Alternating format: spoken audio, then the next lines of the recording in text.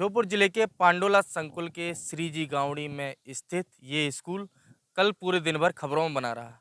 कारण था इस स्कूल की जर्जर बिल्डिंग की छत का गिरना। आप ये देख सकती हैं इसमें कि ये वो छत है जो कि कल गिर गई थी। भरभरा के एकदम गिरी थी। गनीमत रही कि उस समय यहाँ पर कोई भी बच्चा इसके अंदर मौजूद नहीं था, लेकिन इससे पास ही लगे हुए जो कमरे हैं उनमें बच्चे बैठ के पढ़ रहे थे। और आप इस छत की गुणवत्ता भी देख सकते हैं कि इसमें किस तरह से भ्रष्टाचार मचा होगा, किस तरह की निर्माण क्वालिटी का उपयोग किया गया होगा कि जिसका ये नतीजा निकला कि ये छत इतनी बुरी हालत में गिरी है, जिसमें गनीमत रही कि कहीं कोई हादसा नहीं हुआ। श्योपुर जिले के अंदर ये पहला हादसा नहीं है जो कि छत गिरने का मामला आया हो। इससे पहले कुछ माह पहले भी विजयपुर में एक स्कूल की छत इसी तरह गिरी थी। बाद में बताया गया था कि वो बंद पड़ा था और उसमें कोई बच्चे नहीं थे। ये हालांकि शिक्षा विभाग की हमेशा यही जवाबदेही होती है कि वो उसमें बच्चे नहीं थे, हम दूसरी जगह शिफ्ट कर चुके थे। एक बात सोचिए आप कि ये स्कूल की बिल्डिंग है, ये नज़दीकी स्कूल की बिल्डिंग है, बच्चे यहाँ पर पूरे दिन भर खेलते रहते हैं। कोई बच्चा अगर अंदर होता, मान लीजिए पढ़ नहीं रहे, कोई क्लास नहीं लग रही, लेकिन बच्चा खेलते समय बच्चों को अंदर होता कोई, तो वो उस हादसे का जिम्मेदार आखिरकार कौन होता? अगर ये बिल्डिंग की छत या ये कमरा उपयोग के लिए लायक नहीं था तो इसको पहले क्यों नहीं गिराया गया, क्यों इसको सावधानी पूर्वक गिराया नहीं गया? ये सवाल जरूर शिक्षा विभाग पर, जिले के तमाम अधिकारियों पर उठेगा। आपको मैं अंदर से भी स्कूल की हालत दिखाऊंगा, क्योंकि जो स्कूल अभी बचा है वो भी ऐसा नहीं है कि बहुत अच्छी हालत में हो। आप तस्वीरों के माध्यम से, क्योंकि हमने पहले भी तस्वीरें ली हैं कुछ, उनके माध्यम से भी आप देख सकते हो कि क्या हालत है इस स्कूल की। आप देखिए पूरी तरह दीवारों की स्थिति देखिए, और छत को देखेंगे तो पूरी तरह छत एकदम झुकी हुई है, लदी हुई है छत। जिसको बोलते हैं कि क्वालिटी देखिए, आप निर्माण क्वालिटी देखेंगे तो सरिया बाहर निकल रहे हैं, पपड़ियाँ उपड़ रही हैं छत की, सीमेंट सरिये बाहर निकल रहे हैं। ये छत भी पूरी तरह, जो कि बता रहे हैं लोग कि एकदम गिरने की स्थिति में है। यहाँ पर भी ये हादसे को निमंत्रण देने की स्थिति है। यहाँ पर बच्चे बैठते हैं, बच्चे पढ़ते हैं। इस क्लासरूम है ये बच्चों का, जहाँ पर बच्चे बैठते हैं, अभी तक पढ़ रहे थे। अब एक क्लासरूम है जो हमें बता रहे हैं, इसमें ये किचन है यहाँ की, ये स्कूल की किचन। नीचे की स्थिति देखिए, प्लास्टर की स्थिति देखिए, और ऊपर देखिए इसमें सरिया, ये बच्चों को थोड़ा बाहर कर दीजिए कि देखिए सरिये बाहर निकल रहे हैं। ये स्थिति बनाई गई है, नन्हे मुन्ने बच्चों के जीवन के साथ खिलवाड़ है। जो बच्चे कल देश का भविष्य बनेंगे, देश को आगे ले जाएंगे, तरक्की की राह में दिखाएंगे, उनके जीवन के साथ खिलवाड़ है। इस दुनिया में सबसे बड़ा जो पाप है वो, आप भ्रष्टाचार तमाम मचाइए, आप कहीं जगह भ्रष्टाचार हो रहे हैं वहाँ पे करिए, लेकिन स्कूलों को तो छोड़ दीजिए। स्कूलों में भी आप उनके निर्माण कार्यों को छोड़ दीजिए, क्योंकि यहाँ पर उस गरीब के बच्चे पढ़ते हैं। यहाँ पर कोई अमीरों के बच्चे या नेताओं या अधिकारियों के बच्चे नहीं पढ़ते हैं, क्योंकि सरकारी स्कूलों में वही बच्चे पढ़ते हैं, उन्हीं व्यक्तियों के बच्चे पढ़ते हैं जो कि अफोर्ड नहीं कर सकते प्राइवेट स्कूलों को, लग्जरी स्कूलों को अफोर्ड नहीं कर सकती है। क्योंकि आप ये देख सकते हैं, कुछ लोग भी हमारे साथ, उनसे ही बात करेंगे कि भाई साहब क्या नाम है आपका? राम भरत। राम भरत जी, इधर आइए थोड़ा। ये स्कूल कब बना था वैसे? सर ये बना 1995 में। 1995 में बना था, तो इसकी छत कब डली थी? इसकी छत उस टाइम पे डली सर। अच्छा, तभी से चल रहा है। तभी से चल रहा है। तो ये आखिरकार कल जो छत गिरी, क्या वजह रही थी उसकी? इसकी वजह ये सर, जो निर्माण हुआ गलत तरीके से, निर्माण भ्रष्टाचार के बेट में चढ़ा हुआ है पूरा, वो निर्माण हुआ है। जो कल जो जो ये छत गिरी ना, उस टाइम पे बच्चे, हमारे लंच का टाइम था तो छुट्टी पानी घर पे खाना खाने निकल गए थे वो लोग, नहीं तो बड़ा हादसा हो सकता था। देखिए इनका साफ तौर पे कहना है कि कल जब हादसा हुआ तो वो लंच का समय था, जब बच्चे अक्सर बाहर चले जाते हैं घरों में, क्योंकि गांव में क्या होता है बच्चे घरों में चले जाते हैं, पानी पीने के लिए चले जाते हैं, तो उसकी वजह से गनीमत रही कि कोई बच्चा आसपास नहीं था। और भी भाई, क्या नाम है आपका? राम बाबू मीणा सर। किसको दोषी मानती है इस सब घटनाक्रम के लिए? इसका तो सर मैं तो सरकार को दोषी समझता हूँ, क्योंकि सरकार जो भी काम देती है ठेकेदार लोगों को, इनको, तो वो क्या करते हैं, बस पैसे खाने में, जेब भरने में ध्यान रखते हैं। हल्का मटेरियल लगा दिया, उसमें 6 mm के सरिये लगा रखे हैं, तो बिल्डिंग तो गिरनी सर। ये छत है, ये पूरी डैमेज है। इधर पूरी यहाँ रसोई बनती थी, यहाँ के अलावा रसोई जाके बनाने लग गए, उधर भी पूरा डैमेज है। रसोई बन रही है स्कूल के अंदर ही, रसोई भी नहीं है बनाने। देखिए इनका साफ तौर पे कहना है कि इस स्कूल के अंदर रसोई घर भी नहीं है, चूँकि एमडीएम सरकारी स्कूलों में एमडीएम के माध्यम से बच्चों को मध्याह्न भोजन के माध्यम से खाना परोसा जाता है, उसके लिए एक अलग रसोई की व्यवस्था होनी चाहिए। वो भी इस विद्यालय में जो प्राथमिक स्कूल है श्रीजी गावड़ी का, उसमें उपलब्ध नहीं है। यहाँ पर आप देखेंगे तो ये टीचरों का कमरा है, यहाँ पे किताबें रखी हुई हैं, तमाम बच्चों की किताबें रखी हुई हैं और यहीं पर खाना बन रहा है। यहीं पर आप देख सकती हैं कि यहाँ पर खाना बन रहा है और इस कमरे की स्थिति भी कोई ऐसी खास नहीं है कि इस कमरे की स्थिति वही दर्शा रही है कि पूरी तरह छत गिरी हुई है और आप देखें उस कोने में देखेंगे तो पूरी तरह से जर्जर स्थिति में है।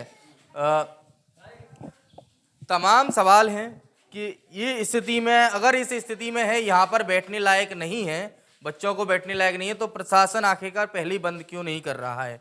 अगर ऐसी स्थिति है कि अगर यहाँ पर बच्चे नहीं बैठ सकते तो नई बिल्डिंग की व्यवस्था क्यों नहीं की जा रही, या बच्चों को पढ़ने के लिए कोई अन्यत्र स्थान की व्यवस्था क्यों नहीं की जा रही है? ये तमाम सवाल हैं। क्योंकि आपको एक और चीज़ मैं दिखाऊंगा। जब मैं यहाँ पर आए तो हमने एक चीज़ देखी, इस भवन निर्माण में ये जो छत है, आप इस छत को, क्योंकि एक सामान्य तौर पर आप घर में भी छत का निर्माण करवाते हैं तो एक छत की बिर्थ होती है, मोटाई जिसको बोलते हैं, कि वो कितनी रखनी चाहिए, कितनी एमएम का सरिया, वो सब एक गाइडलाइन होती है। आप इस छत को देखेंगे तो आप उंगलियों से नाप सकते हैं। आप अगर देखेंगे तो आप 4 अंगुल से ज़्यादा की वो छत की मोटाई नहीं है। तो कहीं ना कहीं 4 अंगुल की छत, जिसमें नन्हे मुन्ने नौनिहाल बैठने वाले हैं या बैठ के पढ़ाई कर रहे हैं, जो भविष्य देश का भविष्य बनाएंगे, उनके लिए जिस तरह की छत बनाई गई है वो सवालों के घेरे में है। क्योंकि जिस तरह से भ्रष्टाचार देखा जा रहा है भवन निर्माणों को लेकर के, तमाम चीज़ों को लेकर के, वो पूरे ज़िले में सब अक्सर आवाज़ उठती आई है। लेकिन स्कूलों में जहाँ पर बच्चे पढ़ते हैं, जहाँ पर देश का भविष्य पनपता है, वहाँ पर इस तरह का भ्रष्टाचार और इस तरह के हादसे को खुली दावत देना कहीं ना कहीं जिम्मेदार अधिकारियों और प्रशासन की नाकामियों को दर्शाता है। एक बार हम आगे चलेंगे जहाँ पे बच्चे बैठे हैं। चूँकि अभी बच्चों को डर है, जिसकी वजह से वो इस स्कूल में, इस प्रांगण में नहीं बैठना चाहते हैं। वो एक पेड़ के नीचे बैठकर पढ़ने को मजबूर हैं।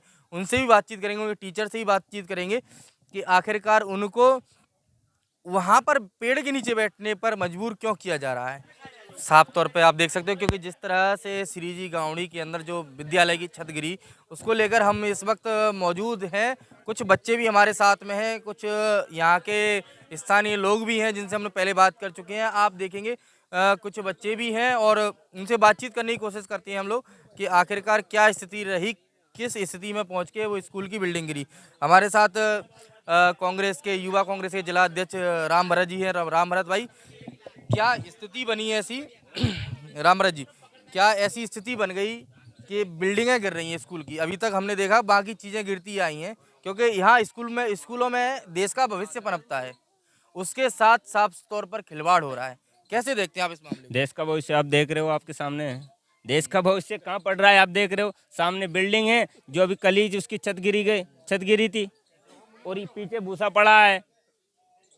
ये बंदर बांट चल रहा है। जो मेंटेनेंस का पैसा आता है, क्योंकि ये कांग्रेस सरकार के टाइम पे बिल्डिंग बनी थी, मजबूत बिल्डिंग थी जो आज तक टिकी हुई है, पर जो मेंटेनेंस का पैसा आता है वो बंदर बांट करके ये लोग खा गए। और यहाँ का टीचर भी जिम्मेदार, मैं मानता हूँ कि ये भी कहीं ना कहीं उसमें हस्तक्षेप है। इनके पास, हेडमास्टर के पास पैसा आता है, बिल्डिंग ने कभी इसमें मैंने पुताई नहीं दी किस बिल्डिंग की आज तक।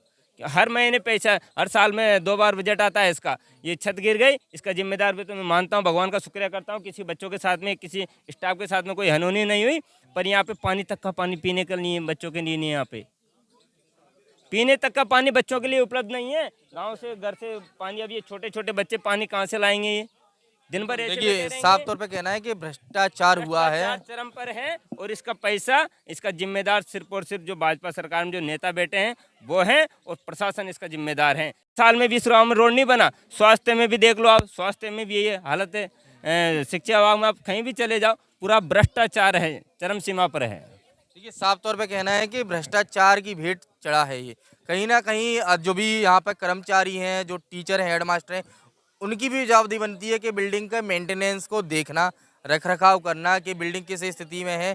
और जो शिक्षा विभाग है, उनके अधिकारियों की भी जिम्मेदारी बनती है कि वो आखिरकार समय समय पर आखिर किस चीज़ की जांच करती हैं कि बिल्डिंगों की स्थिति की जो जांच की प्रक्रिया होती है वो किस तरह जांच करते हैं कि उनको ये पता नहीं चल पा रहा है कि ये बिल्डिंग गिरने वाली है 6 महीने में या 2 महीने में, क्योंकि जो जांच करने वाले अधिकारी होते हैं वो पहले ही बता देते हैं कि भाई ये बिल्डिंग उपयोग करने लायक नहीं, इसको पहले ही ढहा दिया जाए। जैसे राम और जो हेडमास्टर हैं वो कौन है? हेडमास्टर हेडमास्टर जी कहाँ हैं?